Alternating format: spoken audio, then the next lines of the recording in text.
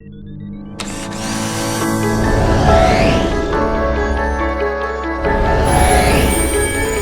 yes, you can.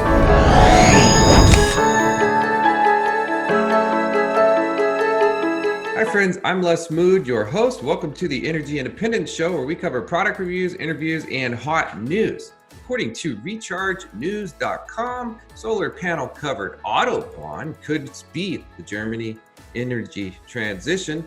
A 3-year long project has started to assess whether canopies covering stretches of the Autobahn could be fitted with solar power systems and so contribute to the energy transition in Germany. This much PV canopy would produce some 47 terawatt hours of clean energy per year, according to Martin Heinrich, head of the PV module products team at Germany's Fraunhofer Institute of Solar Energy Systems. Factoring in Germany's power consumption in 2019, that much solar power would meet up to 9% the country's power needs, or close to a third of the electricity consumption of its private households. According to zprime.com, a grid that gains from disorder. Without going into too much in detail, we need better energy systems. There are many reasons and many examples of why this is true. Let's look at just one data point to simplify the picture. The U.S. Department of Energy estimates power outages cost the U.S. economy $150 billion each year. An annual cost of $150 billion is significant. That cost, though, is only the cost of unserved loads. The number does not include, for example, losses of business, property, forest, homes, and lives from fires caused by system failures. Because of the fires caused by their equipment, over 1,500 fires in under 6 years, the California utility, PG&E, has paid out more than $25 billion in damages, filed for bankruptcy with more than $30 billion in unfunded liabilities, and pled guilty to 84 counts of manslaughter. That's a single utility company in a single state of a single country.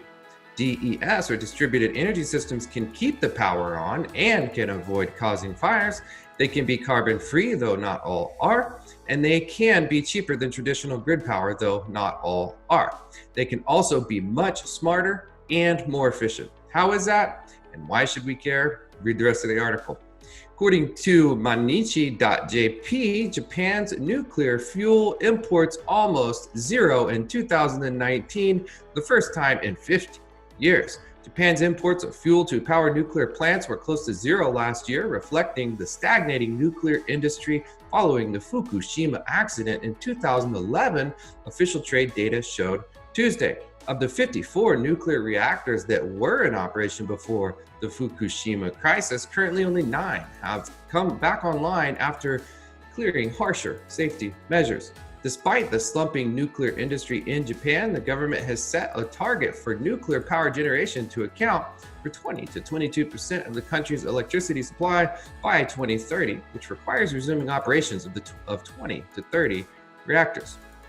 According to Green Tech Media, WoodMac says 54,000 electric trucks on the U.S. roads by 2025. There were just over 2,000 electric trucks on the U.S. roads at the end of 2019.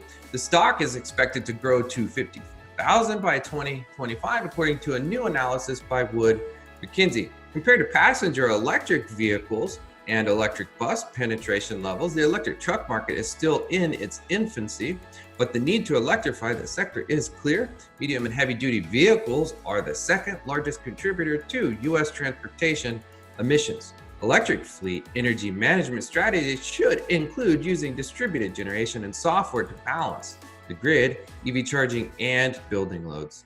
Using distributed energy resources like on-site solar and storage to cover extra electricity needs from EV charging is becoming increasingly popular among electric fleet operators of all vehicle types. Electric fleet management software can provide real-time control of EV charging, distributed energy resources integration, site load management, and demand response functionalities.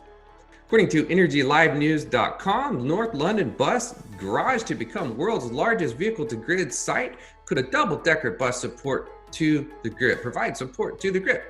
The trial of a new vehicle-to-grid project at the Northumberland Park bus facility aims to prove this could be possible by feeding the unused power from nearly 100 bus batteries back into the grid. The initial trial will use the batteries of 28 double-decker buses capable of riding 1 megawatt of capacity.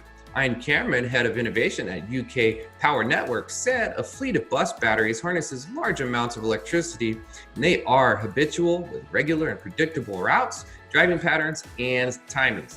That means we can easily predict and plan for how we can use any spare electrical capacity they can offer.